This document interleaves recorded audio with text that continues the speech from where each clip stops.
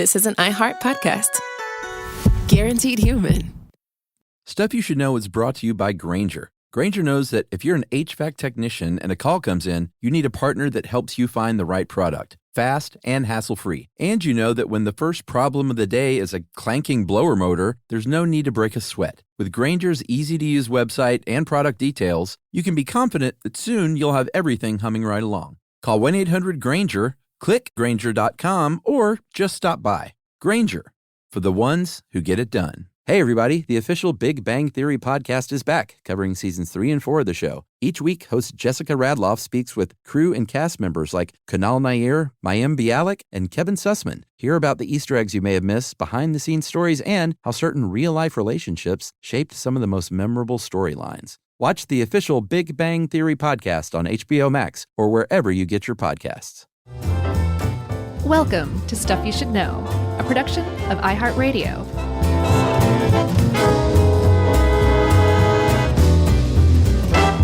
Hey, and welcome to the podcast. I'm Josh, and there's Chuck, and Jerry's here too, and this is Stuff You Should Know about Northern Kentucky.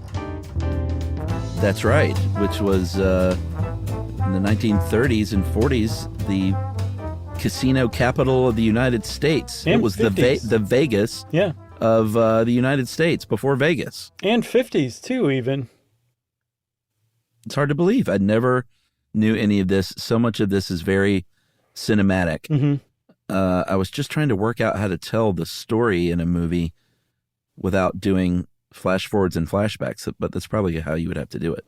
So I grew up in northern Ohio, which is not that far from northern Kentucky. It's on the other end of Ohio from it, because the area we're talking about is just across the river from Cincinnati.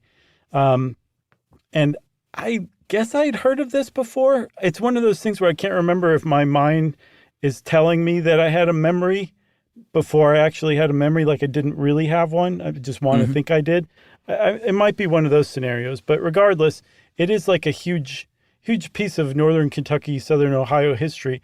And in fact, the more you learn about it, if you were alive and sentient, in the mid to late 70s, it was a national thing. Like, it was a really big deal that this happened, this Beverly Hills Supper Club fire that we're going to talk about today. Yeah, it was definitely one of the worst sort of entertainment club fires in U.S. history. Mm-hmm.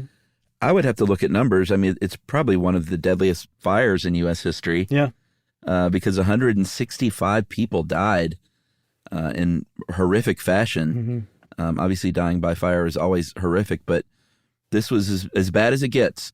And I didn't know anything about it. So big thanks to you for commissioning this from Dave Ruse. My friend, you did. No, I didn't. I didn't commission this. I didn't either. We're going to have to get to the bottom of this. This may be, occasionally Dave will say like, hey, have you heard of this cool thing? And we'll say, oh yeah, that sounds great. Okay. So that may have been one of these, because I didn't know about this. Mm-hmm. I don't think. No. What day is it? It is Tuesday, I think. Is this a job? Am I dreaming? You're like that kid David on the way home from the dentist. Is this real? All right, so let's go to Newport, Kentucky in the Wayback Machine. We haven't pulled that thing out in a while. Oh, let's do it. So let's dust it out. Let's fire it up. There's a possum living in here. It chewed through the wiring, so I'll have to hotwire it.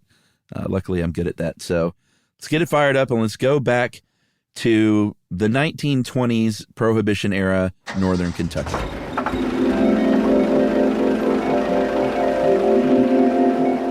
Okay, here we are, Chuck. And it turns out that despite Prohibition being in full force, liquor's really, really easy to get. Especially, Imagine that. Especially because there was a loophole in the Volstead Act that said, and I know we talked about this in the Prohibition episode, that said that if you are making alcohol for medicinal use, you can't. You have to have a huge license. Each bottle has to be bonded by the government. It's got to be 100 proof on the nose. There is a bunch of criteria, but you could legally produce alcohol. And there was a guy named George Remus who was a lawyer. He also was a pharmacist by trade, but he had been defending all sorts of bootleggers in Chicago and realized, man, there is a lot of money in bootlegging. So I saw that he did a little research, found out that 80% of the legal booze produced in the United States was coming out of the Cincinnati area.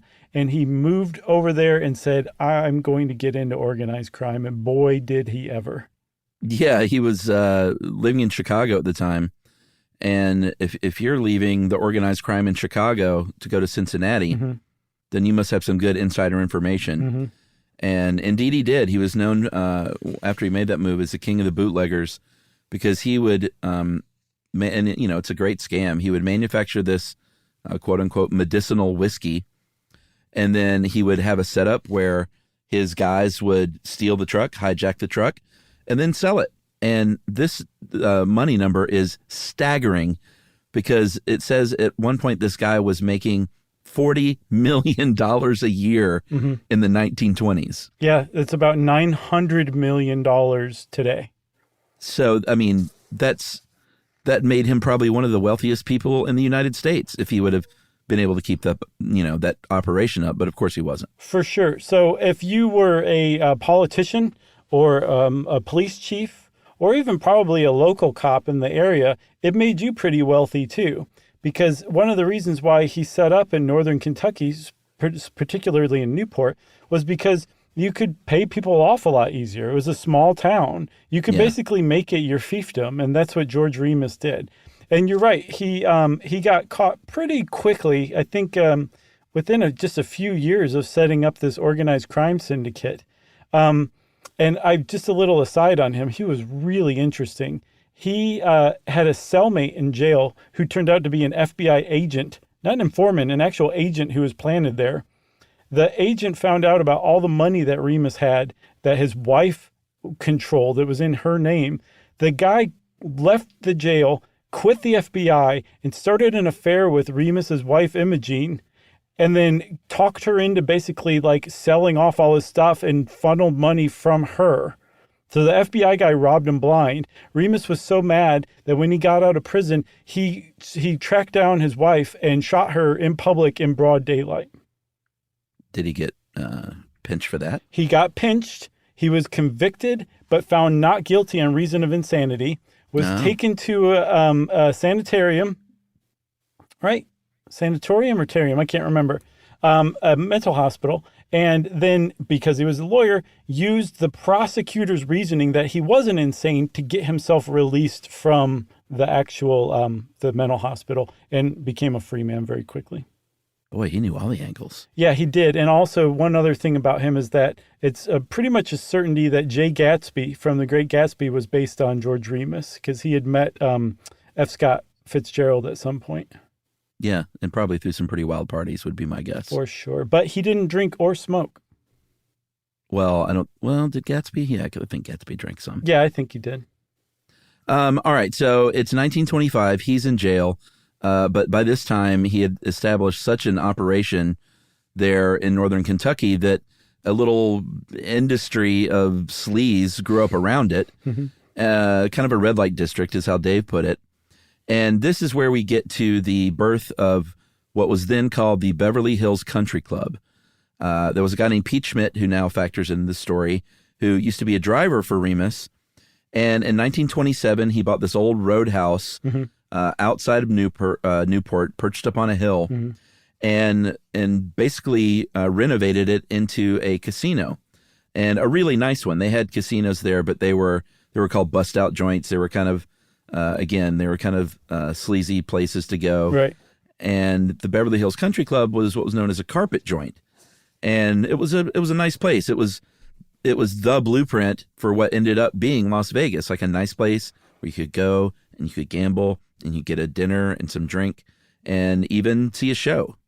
Yeah, so the thing about that is, yes, it was the whole jam was kind of sleazy. In fact, Newport earned the nickname Sin City back in the 30s. And again, Las Vegas isn't a glimmer in anybody's eye at this point. No, it's a tumbleweed. No, like Newport is Las Vegas and Atlantic City wrapped into one. And if you were a tourist, like you were you were totally fine. You were safe. The streets were clean. Like, nobody was going to mess with you because it was so fully mob run. But it was mob run by a bunch of like different disparate people who used to work with George Remus. And the Cleveland mob, led by Mo Dalitz, who went on to help found Las Vegas. He was one of the original founders. He said, I want this action. This is like just off the border of Cincinnati. We're in Cleveland. We're going to get in on this. And he moved in on Newport and started buying up casinos around town. Deletes? Deletes. That's what I saw. Oh, really? Yeah. All right. I know. I want to say Dalits, but it's not Dalits. It's Deletes. Yeah. It's delightful is what it is. If you look up It's still Mo lovely. Deletes, he looks exactly what you would think a mobster Mo Deletes would look like. He was a big-time mobster. Like, he was one of the ones that was grilled by the Kefauver committee. Kefauver. He was one of the ones that helped found Las Vegas years later. Right. Yeah, that's what I was saying. But this was years and years later. And again, one of the reasons Las Vegas was founded is because Mo Dalitz was one of the first like big-time mob guys who showed up in Newport and took over. It was just the blueprint for Vegas later on. All right, so Schmidt is... And again, Chuck, I want to just really drive home. We're talking about northern Kentucky. Mm-hmm. Okay. Yeah. You know how I know that? How? Because we said northern Kentucky like 60 times so far. I know, but it's just still boggles the mind. So Schmidt owns this Beverly Hills Country Club and doesn't want to give it up. Despite mob pressure, he's like, no, this is my place. I want to own it. So what looks like happened is the mob said, fine, we'll burn it down. This was not the big fire, obviously, that came 40 years later. Mm-hmm. This was in February 1936. Only one fatality, very sadly, a 5-year-old girl, the niece of the club's caretaker, died. And here's the thing. They didn't prove arson, but again, everyone was on the take. So it was kind of just understood that it was burned down because Schmidt wouldn't sell. Well, plus also, right after the fire, Mo Dalitz came and said, you want to sell now? And that was it. Mo Dalitz now owned the Beverly Hills Country Club. And with that, he basically owned Newport in conjunction with a couple other big-time heavy-hitter Cleveland bosses. Yeah, with whatever a Cleveland accent is. So you want to take I don't know that there is one, actually, now that you mention it. That's kind of Midwestern. Hold on. Hey, what do you say? Let's go down to Newport and run the place. That's a Cleveland accent, I think. By way of Steve Buscemi as a 10-year-old? All right, we'll take that break and we'll come back right after this.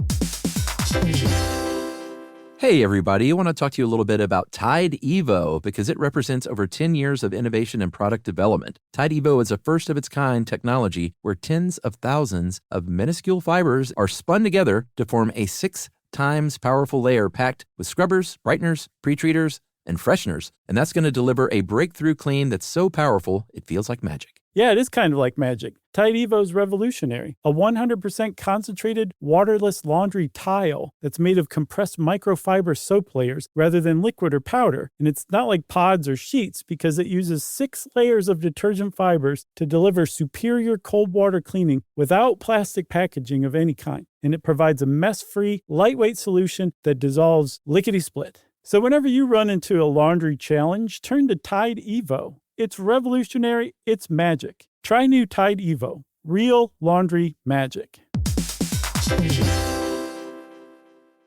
Spectrum Business keeps businesses of all sizes connected seamlessly with fast, reliable internet, advanced Wi-Fi, phone, TV, and mobile services. That's right. And Spectrum Business offers 100% U.S.-based customer support 24/7 to help you stay up and running. And they offer tailored connectivity solutions with packages built for your business budget. Yeah, so it's no wonder millions of business owners rely on Spectrum Business to keep them connected.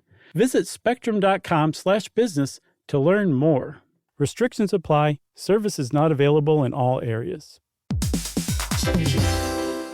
On eBay, every find has a story. Like if you're looking for a vintage band tee, not just a tee, the band tee from the last show your favorite band ever played. You wore it everywhere. Then your girlfriend started wearing it, which was cute until she dumped you and took it with her, which was not so cute. Yeah, well, anyway, now you're on eBay. And there it is. Same tee from the same tour. Still living in your memory, rent-free forever. See, the things you love have a way of finding their way back to you. But eBay isn't just for getting whatever your ex-boyfriend or girlfriend stole back, right? No, it's also for that rare championship foul ball you caught, then heroically gave to the kid next to you. And where else are you going to find your first car? The one you wish you'd never sold. But now, finally get the chance to take it back home. For good this time. So shop eBay for millions of finds, each with a story. eBay.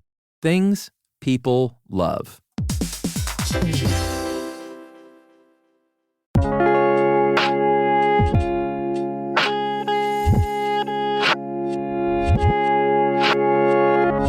Okay, Chuck. So Mo Deletes and the Cleveland mob have taken over Newport, and this is when it really becomes like the casino capital of America.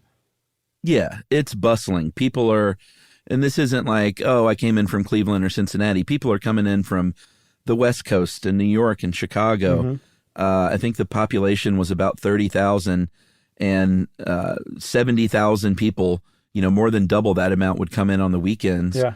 To hang out and see young Jerry Lewis and Frank Sinatra and Dean Martin. And it was a literal blueprint, again, for Vegas. They were doing it all. Duke Ellington was playing, and Marilyn Monroe was there.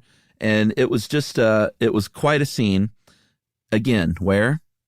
In northern Kentucky. And the other It is hard to believe. The other thing about it, too, is there was no legalized gambling in Kentucky. This was all just flouting the law. And the reason why is because everybody was on the take. They just looked the other way. And it was the casino capital of America was located in a state that didn't have legalized gambling. Yeah. So it wasn't like this is a backroom poker game. Like they were literal casinos that they got away with it. And eventually, of course, the feds are going to take note.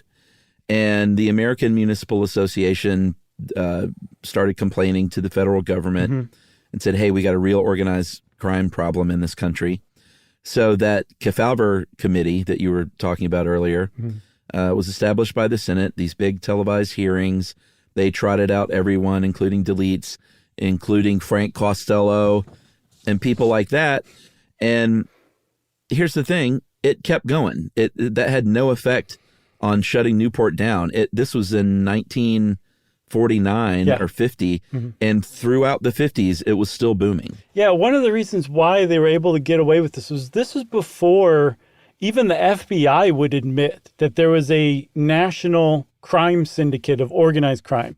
Like up to the late 50s, the general consensus among law enforcement, at least officially, was that it was all just local hoods and thugs and, criminals. But there was certainly no organized crime that didn't exist. Even after the Kefauver committee revealed, no, these people are in touch with one another and they're all mobbed up, this does exist, it still didn't quite take. It wasn't until the Appalachian meeting of 1957 in Appalachian, New York, where they literally caught 100 mob bosses from around the country in Cuba and Italy meeting to figure out how to organize their crime better. The people, including the FBI, were finally like, okay, fine, there's organized crime. Right.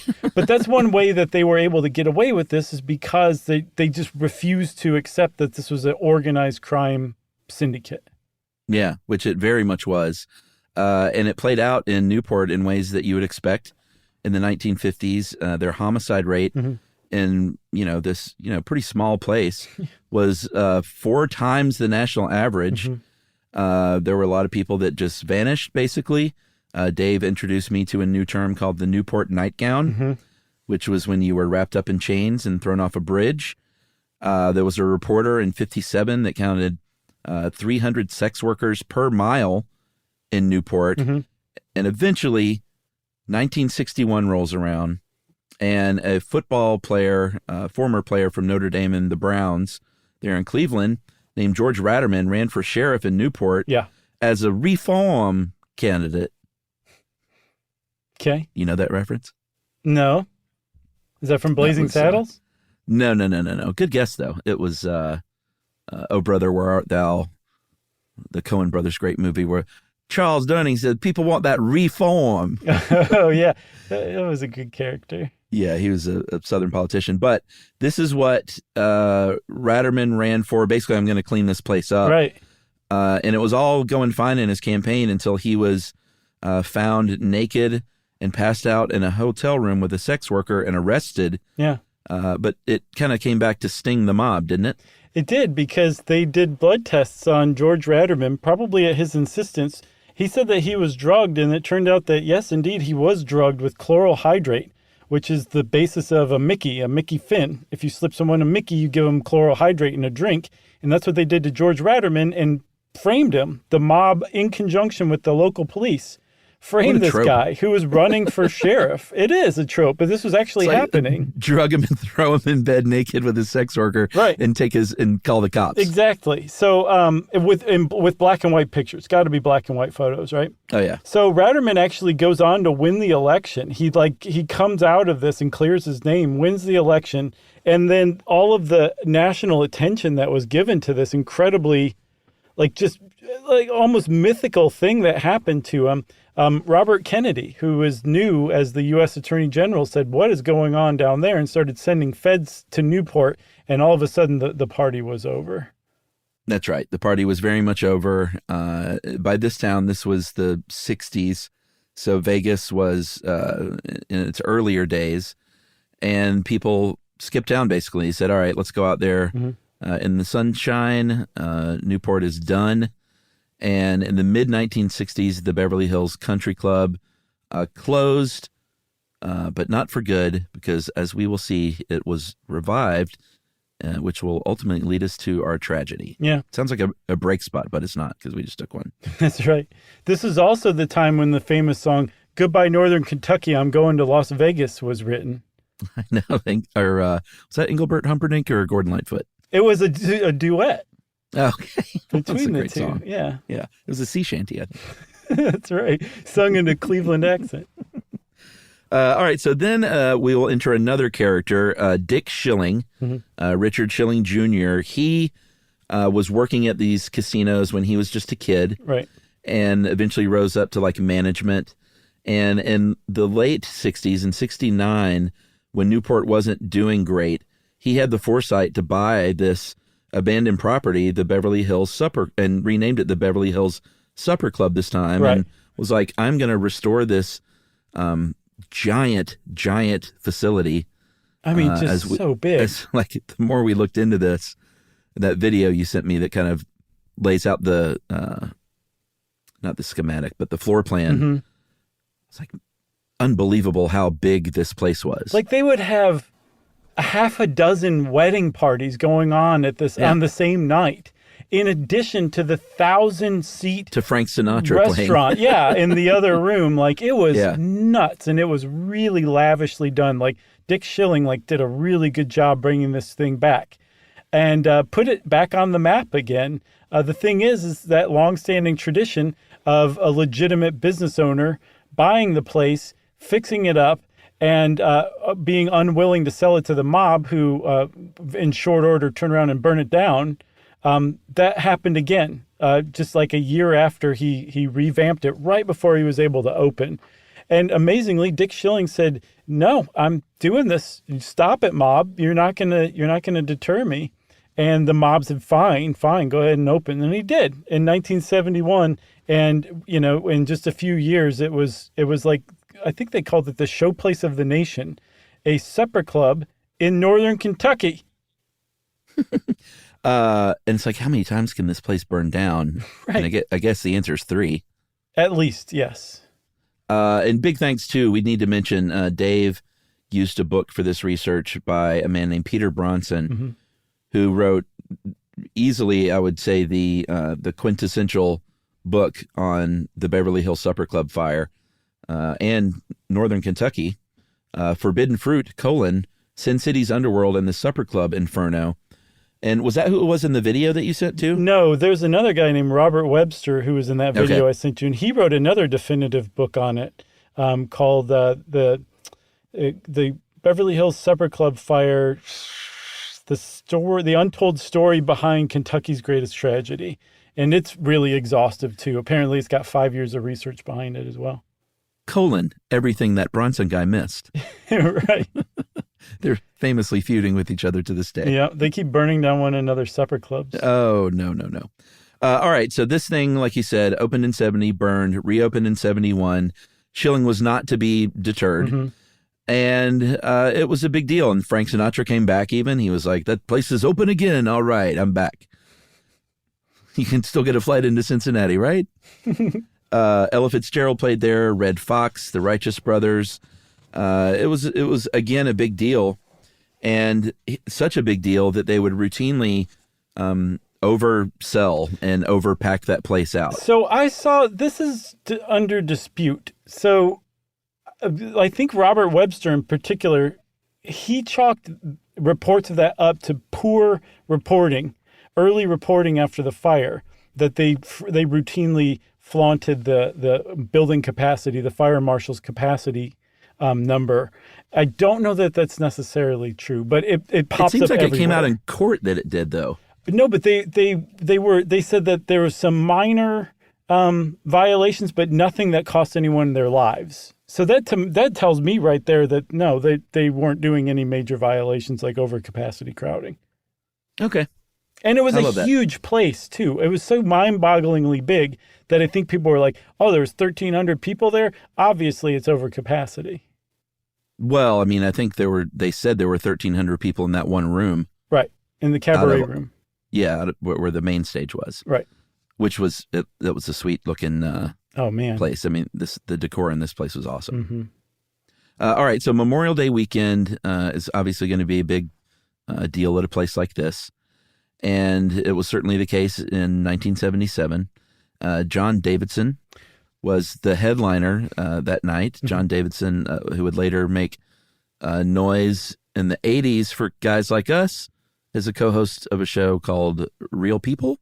Isn't that right? That's Incredible. Or That's Incredible. Okay, yeah, Real People was the other one. Yeah, it was the down market version, or maybe the up market version of Real People. I think That's Incredible was that was the one with Tarkenton and Kathy Rigby? No. Oh, yeah. I think it was Kathy Rigby. Yeah. Remember, she always came out wearing a beard of bees like every episode? I just remember the guy. I remember two guys. There was one guy that could catch arrows. That was Kathy Rigby. They would bring on people to do this, Goofus. Right. And then the other guy, I think I even remember his name for some reason. It's funny how these things stick with you as an adult from when you were a kid. I think he was the Yogi Kudu. He was the guy that could fold himself and put him in a tiny little clear cube. That was Kathy Rigby, too. You were a very confused young man. I'm going to have to look that up. I think it was Yogi Kudu. So, Chuck, we kind of set the stage. Kathy Lee Crosby. Oh, nice. Okay, good job. Kathy Rigby was a gymnast. All right, I'm glad I said that. But I was thinking of Kathy Lee Crosby. I just had the name wrong with you. But that's who I was thinking of. At any rate, we've set the stage for this May 28th, 1977 night at the Beverly Hills Supper Club. Yep, John Davidson's going to go on, apparently shaving backstage at this moment. And I say we take a little break, leave John Davidson to his shaving, and come back and really talk about the fire. All right.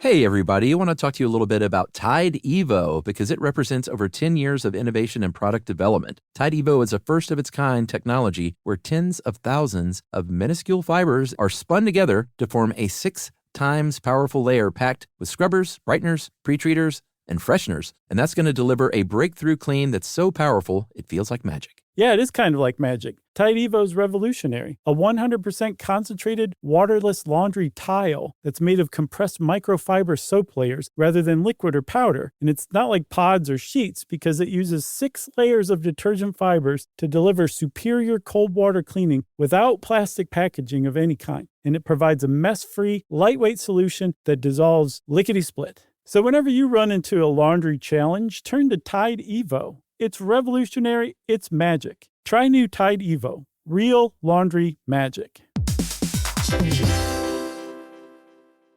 Spectrum Business keeps businesses of all sizes connected seamlessly with fast, reliable internet, advanced Wi-Fi, phone, TV, and mobile services. That's right. And Spectrum Business offers 100% U.S.-based customer support 24/7 to help you stay up and running. And they offer tailored connectivity solutions with packages built for your business budget. Yeah, so it's no wonder millions of business owners rely on Spectrum Business to keep them connected. Visit spectrum.com/business to learn more. Restrictions apply. Services not available in all areas. On eBay, every find has a story. Like if you're looking for a vintage band tee, not just a tee, the band tee from the last show your favorite band ever played. You wore it everywhere. Then your girlfriend started wearing it, which was cute until she dumped you and took it with her, which was not so cute. Yeah, well, anyway, now you're on eBay. And there it is. Same tee from the same tour. Still living in your memory, rent-free forever. See, the things you love have a way of finding their way back to you. But eBay isn't just for getting whatever your ex-boyfriend or girlfriend stole back, right? No, it's also for that rare championship foul ball you caught, then heroically gave to the kid next to you. And where else are you going to find your first car? The one you wish you'd never sold. But now, finally get the chance to take it back home. For good this time. So shop eBay for millions of finds, each with a story. eBay. Things people love.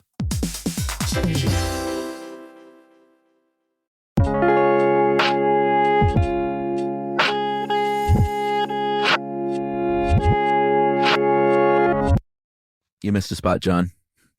Yeah, imagine like shaving right before we go on stage. I'd be like, I would nick myself So and I'd come weird. out bleeding. Like your face isn't supposed to bleed when you are entertaining, you know? Oh, I'm so glad I don't shave. I hated shaving. I don't like it either. Yeah, I didn't like shaving. So John Davidson apparently loved to shave. He'd do it 5 times a day. He liked to come out there with a clean, close shave. Uh-huh. Who were the two comedians that were opening up for him? Kathy Rigby. I saw it in the It was I saw it in the video, but I don't remember now. Teeter and McDonald. They were a comedy duo plus a ventriloquist act on top of it. Sure. Well, everyone back then had a dummy at their disposal. Yeah. But also, I think they were kind of like, we're kind of funny. We need to jazz this act up, though, somehow. We're not funny enough to just be a comedy duo. Right. No shade toward Carrot Top, because he will beat me up now. Oh, dude, yeah. So, all right. The club is packed out. There was wedding receptions going on in what was called the Zebra Room. Like you said, the Cabernet Room. I'm sorry, the Cabaret Room. But the curtains could make it called the Cabernet Room for sure. Sure. And all the wine. Are you kidding me? Sure. I bet they were serving some Asti Spumante in that joint. A reunion. That was where Davidson was. But the point is, there was activity all over this place. Yeah. Such that if there was a fire, like we will soon see, the other part of the facility wouldn't even know what was going on. No, not at all. I saw that there was essentially 3,000 people in that building at the time. Yeah. In the complex, I should say. But it's not like it was a bunch of different buildings. It was one big building with a bunch of huge rooms. So, right. Yes. So there's 3,000 people there on this, what was it, Saturday night, I think? Friday night? It was May 28th, 77. So there were 3,000 people there. And there was a wedding party. One of the like half dozen wedding parties that were celebrating that day were in the Zebra Room. And they left. They were done. Their wedding party was over. And I think a couple of servers came in to get some trays, I think, out of the place and noticed that there was a thing of smoke that was kind of bunching up in the back of the room. And they're like, well, that's kind of odd. And they went and got Dick Schilling's son, Rick, who came in with a fire extinguisher. But by the time he got there, apparently it was spreading pretty quickly. And it was made even worse by a busboy whose name is lost to history, or at the very least, Dave didn't use his name, who opened the doors to the Zebra Room to kind of help put the fire out. But instead, that had the exact opposite effect. Yeah, the whole backdraft effect. All that oxygen entering the room basically made it, I mean, it didn't explode, but it did not explode. Like everything in that room all of a sudden was on fire. And this, it was really, really black smoke. Yeah. We'll talk a little bit later about what all was in it, but it was incredibly noxious, as you would expect from a lavishly decorated place in late 1977. All manner of like terrible plastics and fabrics that were terrible when burned. Yes. So the zebra room's on fire, and apparently when the flames kind of burst in the zebra room, it moved really quickly up the hall of mirrors, which will become suspicious later on. And it's moving toward the cabaret room. Well, I saw a 16-year-old, this says 18-year-old. Regardless, there was a teenage busboy working there. And he didn't see anything. He just heard over the grapevine that there was a fire in the zebra room. And he had the wherewithal to go on stage, interrupting the great Teeter and McDonald during their comedy act, asked them for the microphone, and very calmly said, "Folks, there's a fire in an adjoining room. It's nothing to panic about, but we all need to leave. So there are exits here and here. Please go ahead and make your way to the exits." And about a third to a half of the crowd laughed and clapped because they thought that Walter Bailey was part of Teeter McDonald's comedy.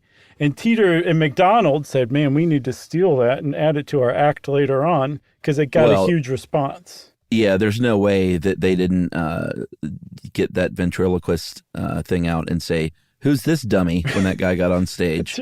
There is no way. But Walter Bailey is a huge hero, and there were a lot of heroes, as we'll see. But imagine being like 16 to 18 years old, and without anybody telling you to, like just getting on stage, interrupting an act, and telling everyone we need to calmly leave. Yeah, everyone across the board says that he very calmly told everyone we need to go ahead and go out the doors. Yeah. Hats off to Walter Bailey. So people sort of started to leave. Other people were kicking back and drinking their drinks and stuff and wondering what was going on. And eventually, the Cabernet room, it became evident when flames and heat and smoke burst through that entrance door. And exactly what you would think happened, which is people started panicking. They started trying to get out any way they knew how, which it turns out was pretty confusing in a big place like this, full of smoke. Yeah, for sure. There were 2 back exits, but 2 of the doors pushed out, 2 of them pulled in. They found survivors who were basically crushed against those inward pulling doors because, once you get to that door and you have a rush of people pushing in, you can't even get the door open. So it's that sad typical scene you hear about with a rush of people where a crush happens and people are stepping on one another trying to get out. So part of it also, I saw, it was started when a man in a dinner jacket who was kind of quickly making his way to that one exit where one of the doors was closed and the other was open, he tripped and fell. And a woman very closely behind him fell on him, and then the people behind her fell on her, and they just kind of stacked up, sealing the fate of the people behind them, because the margin of error in getting out of the cabaret room at that time was razor thin. I saw it put whether you lived or died depended on what side of the table you were sitting on in having to get out of that cabaret room.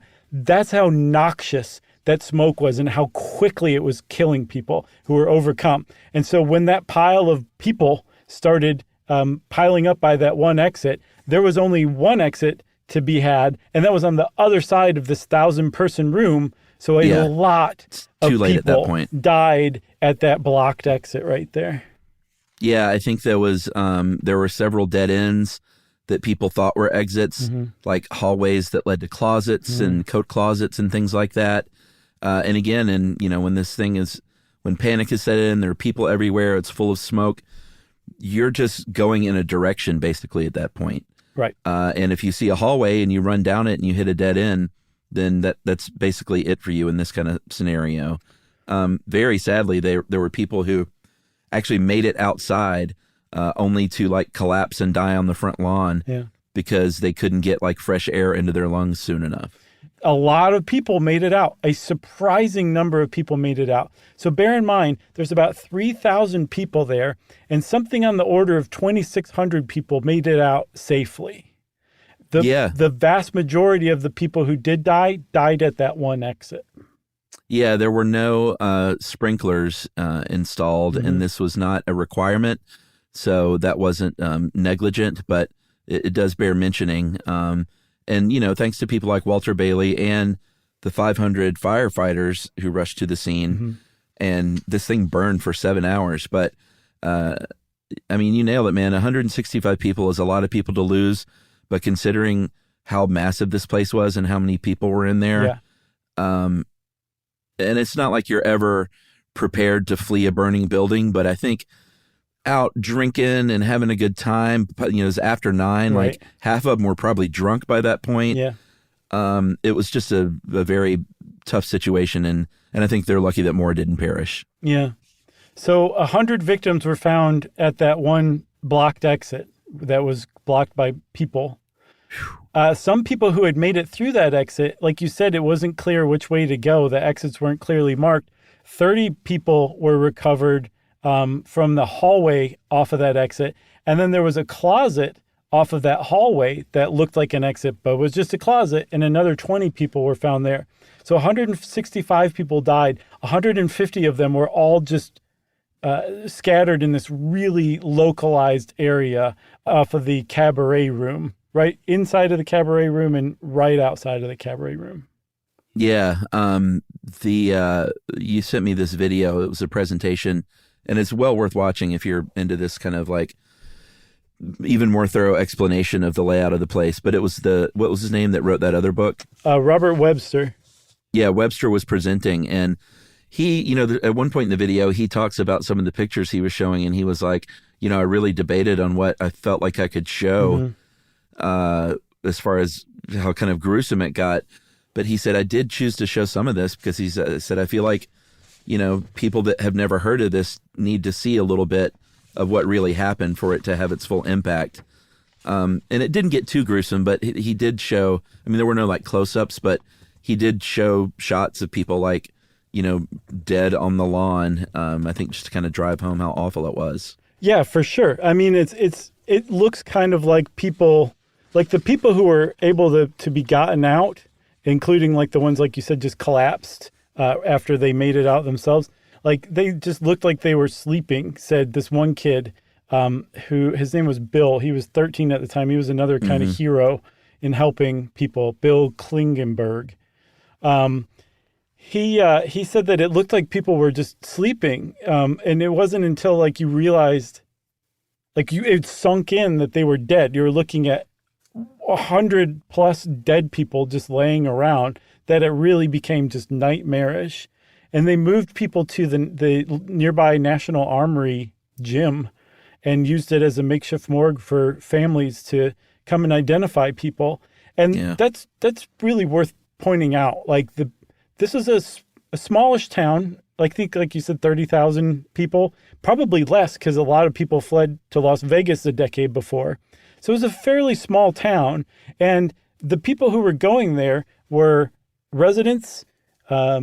They worked there. The whole town was essentially devastated by this fire. One way or another, you were touched by this fire, whether you lost somebody directly, or you knew someone who lost somebody, or you knew someone who is psychologically damaged now for having survived it. It's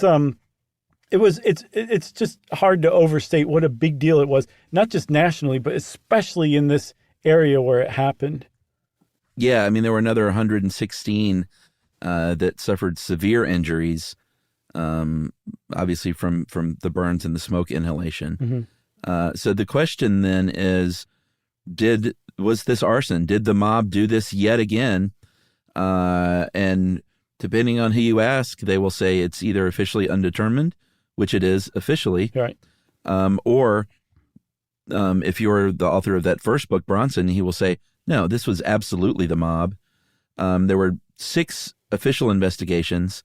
The first one was obviously ordered by the governor of Kentucky at the time, Julian Carroll, and said it was likely electrical in nature and blamed on aluminum wiring. But that zebra room where it started was bulldozed the next day, supposedly to get more bodies out there and recover more people. But who knows? Some people contend that it was raised as part of the cover-up. They certainly couldn't do the investigation, any further investigations like they wanted to after that. So that bulldozing happened by direct order of Julian Carroll, the governor of Kentucky, which is a really weird thing to do. And some authors, I think Bronson, also Robert Webster, is basically like, that guy was so mobbed up, it's not even funny. And Right. the upshot of this is, like, we've entered into this period or this realm where we're like, well, these are conspiracy theories.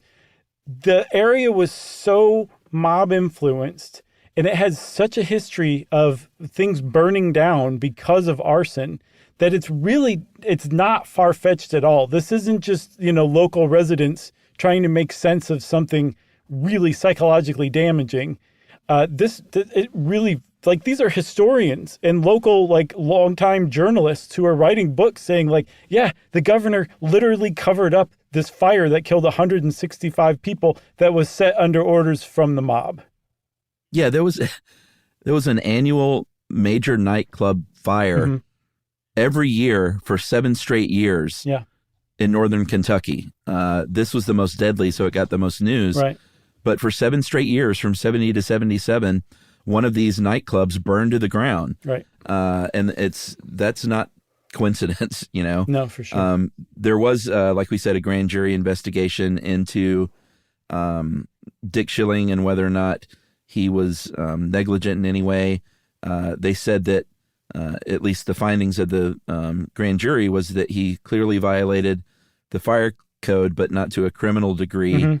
And as Bronson put it, basically, because apparently the fire marshals, they're like, well, it's really their fault. And then they're pointing fingers. And Bronson, the author, eventually said everyone was guilty, so nobody was guilty, which sometimes is how those things go down. Yeah. So like you said, the cause remains undetermined. It was ruled an accident. A lot of people say, no, this was arson. And there were people who worked at the supper club who came forward afterward, because like you said, a half dozen investigations were launched.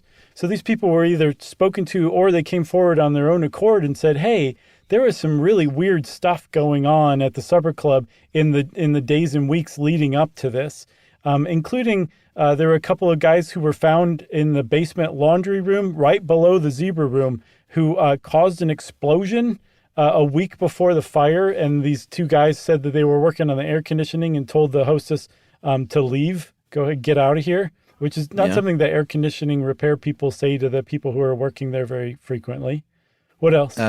There was an FBI memo apparently a couple of weeks before the fire that said an anonymous tipster had conversations with a stranger on a plane who predicted that it would be burned down. And that could have been a real thing, or it could have been just like, hey, that place is burned twice, it'll burn again. So I kind of put that one in the maybe category, personally. Yeah. What else? There was an employee who said that she overheard a heated discussion where 2 men wanted to buy the supper club, and she said that no one followed up on the tip, and that she's received threatening phone calls to telling her to keep quiet about that. And then also this one was, I think multiple people said that they saw men that they couldn't identify wiping down the walls of the Hall of Mirrors. Yeah, this is the big one. With some weird smelling liquid on the day of the fire. Now remember, the zebra room caught fire, but then the fire spread very quickly up the Hall of Mirrors to the cabaret room. And apparently there was another fire in 1975 where investigators found that the Pink Pussycat Lounge in Newport had been saturated in lubricant oil to help use as an accelerant. And it's entirely possible this was used as well in this. There's other stuff, too, if you watch that Robert Webster presentation. I think on YouTube, it's the same title of his book, The Beverly Hills Supper Club, the untold story behind Kentucky's worst tragedy. He says that there were like timers found in the basement underneath the zebra room, that the wiring had been ripped out from plugs and put into outlets, and that essentially the upshot of this, of people who believe that this was arson, or may even actually know for a fact it was arson, that it was not meant to happen on that Saturday night, that it was supposed to happen on Sunday morning, and that the two goons who actually set up the timers set some to PM rather than AM and caused this massive tragedy. Oh, and that it was supposed to have been just burned to the ground with no one there. Yeah, because typically if you burn down a business, a nightclub, something like that in northern Kentucky. You're not trying to murder people. No, you did it on a Sunday morning, basically. I think there was one employee, too, that reported that they saw John Davidson shaving backstage. He was shaving so fast, he caused a spark. So that is the story. There was one little bit here at the end that Dave included that it was also notable in legal terms historically, because it was the first disaster case that ended up having a class action mass tort lawsuit applied. There was a lawyer named Stan Chesley, who would later be known as the Master of Disaster, who got all these claims together, more than 300 victims, into a class action suit against the aluminum wiring industry. And even though that was never proven as the reason for the fire, they did have to admit that they knew that the wire could catch fire from overheating. And the jury awarded $50 million in damages, and I think the families received about $30 million. Yeah, and I think that actually was the beginning of the end for aluminum wiring. There's still like ongoing litigation over it. So, we talked largely about Newport, but the Supper Club itself was up Highway 27, or I guess down Highway 27 in Southgate, just outside of Newport. And that's hallowed ground to the people in that area. But it was recently sold. The entire site was sold to a developer who intended to put like condos and an assisted living facility and stuff on it. And so there's been a bunch of lawsuits saying like, no, don't build at all, or you can build, but you just can't build on the site of the Supper Club, or you can build on the site of the Supper Club, you just can't build over the cabaret room where most of the deaths occurred. And I can't quite tell if the project is moving forward or if it's just stalled out right now or what they're going to do, but I believe that they put a memorial up where the cabaret room is, or if they haven't yet, they're going to very soon. All this news was like 2021, 2022. Oh, well, that's good. Yeah. So there's still, and apparently there's people convinced that there are still remains on the site. And I guess I saw a picture taken in the woods, and there was a burned like cocktail tray in the woods. And this is like a picture taken in like 2008 or 9 or something like that. Jeez. So there's still stuff in the woods. So it really is hallowed ground for sure. Wow. Yeah. You got anything else? No, this is a story I'd never heard, and I guess Dave thought of it, so I'm glad he did. Yeah, way to go, Dave. Thanks for this one. And since I said way to go, Dave, that means, of course, everybody, it's time for listener mail. This is about avocado toast. Hey, guys, love the show. Been working my way through the back catalog as I'm doing some DIY work on our house. You have saved my sanity, but I wanted to address Josh's comment about the relatively recent hipster fascination with toast giving us avocado toast. Is this a correction? No, it's not a correction. Oh, okay, great. I love this one. Yeah, this is just a little guess what thing. Hey, guys. So my dad has mashed an avocado onto toast and added salt and pepper since I was a kid in the 1970s. Wow. It's funny. It seems like a very 70s dad thing to do. And with a kid going like, what are you doing? And he's like, oh, it's delicious. He's like, leave me alone and get back to your macrame. As a matter of fact, I'm not a big avocado fan in general, but I still love that version of avocado toast. And just in case you're wondering, my dad was not a foodie, far from it. He ate hamburger steak and microwave vegetables every night for dinner for decades. Wow. My siblings and I used to joke that his biography should be called Beyond Practicality. I grew up in San Diego, which I think grows more avocados than anywhere else in the U.S., so we could usually just get them cheaply in season. I bet. I bet your dad was stealing them from the neighbor's yard, would be my guess. Just want to let you know that some of us have been avocado toast enthusiasts for more than 50 years. Thanks again for keeping me entertained and educated with the show. It's fantastic. I really can't thank you enough. And that is from Cookie Davis. Nice, Cookie. First of all, awesome name. Secondly, thanks for the story. I appreciate it. And then thirdly, I have a question for Cookie or anybody who can answer it. Is a hamburger steak just like a hamburger without the bun? Is that right? Yeah, I used to, when I was a line cook, when I was, believe it or not, 13 years old at JJ's Barbecue. Oh, yeah, with the foot. Yeah. I would cook the griddled bread, garlic bread, and the hamburger steaks. And a hamburger steak is just ground beef, right, shaped like a New York strip. And that's all it is. So it's not like round like a hamburger. I guess technically you could serve it that way. But the idea is to make it long and rectangular like it's a steak. And it's really kind of funny. But you want to hear something funnier? What? I made one of those 2 weeks ago for myself. Nice. I got this. We get in our CSA. Our CSA? CSI. Is that what those are called? Miami. What's the little, when you go to some parking lot and a bunch of farmer hippies Food co-op? give you a bag of stuff? Yeah, our co-op. What's a CSA? I think it's called a CSA. Co-op surprise. Aardvark?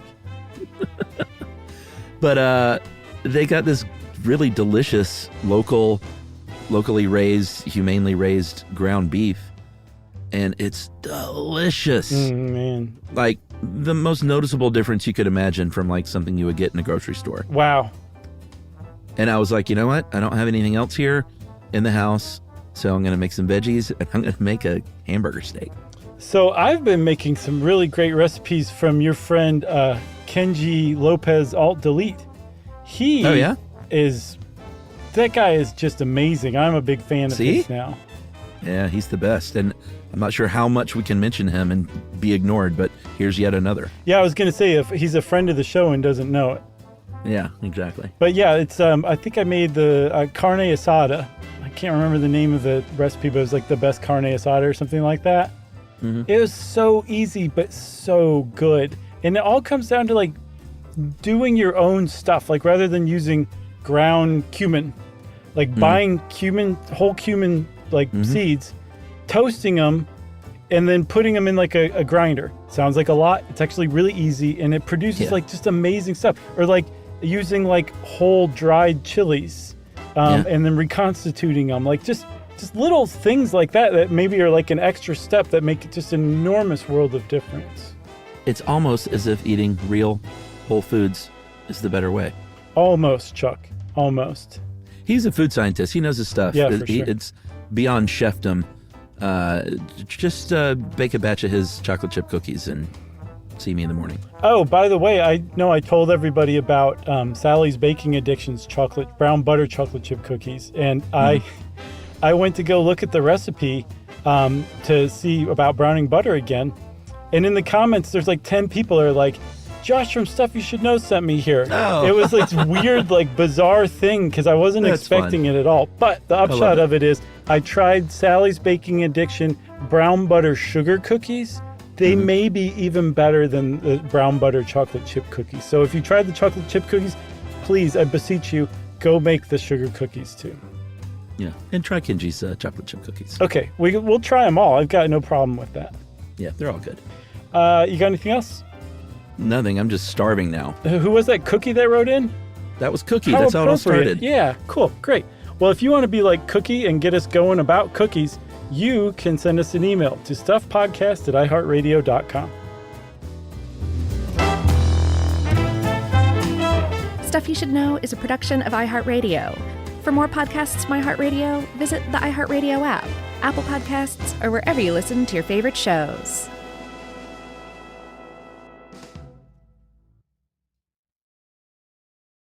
Everyone knows winter is the real mess maker. You don't need WeatherTech floor liners for summer unless you hit the beach and half the beach ends up back in your car, or the campsite dirt ends up in your trunk. Then you'd want a cargo liner, or a road trip goes sideways, lemonade spills, ketchup goes rogue, ice cream drips. Yeah, you'd be pretty happy about those WeatherTech seat protectors. So just to be clear, as the mud you're inevitably going to step in this summer, you don't need WeatherTech unless you plan on doing summer. Visit WeatherTech.com today. When it comes to small business, people want to talk to people, not bots, not voicemail. Your customers or clients want a real human connection. And that's exactly what they get with Ruby. Ruby is the virtual receptionist company that takes care of your callers when you're unavailable, in the middle of something, or just don't want to pick up. They can answer, screen, and transfer calls, as well as take messages, collect payments, book appointments, and more. All while saving you time and making the people you serve feel special. It's available 24/7, 365 days a year, and is 100% based in the U.S. See how it works at ruby.com, or better yet, give them a call at 844-900-RUBY. The next time you end up with something on your shirt, don't turn to your usual detergent. Check out Tide Evo. Tide Evo represents over 10 years of innovation in product development. It's a revolutionary 100% concentrated waterless laundry tile made of compressed microfiber soap layers rather than liquid or powder. It's not pods and it's not sheets. It uses 6 layers of detergent fibers to deliver superior cold water cleaning without plastic packaging. It's mess-free, lightweight, and dissolves quickly. Try new Tide Evo. Real laundry magic. This is an iHeart podcast. Guaranteed Human.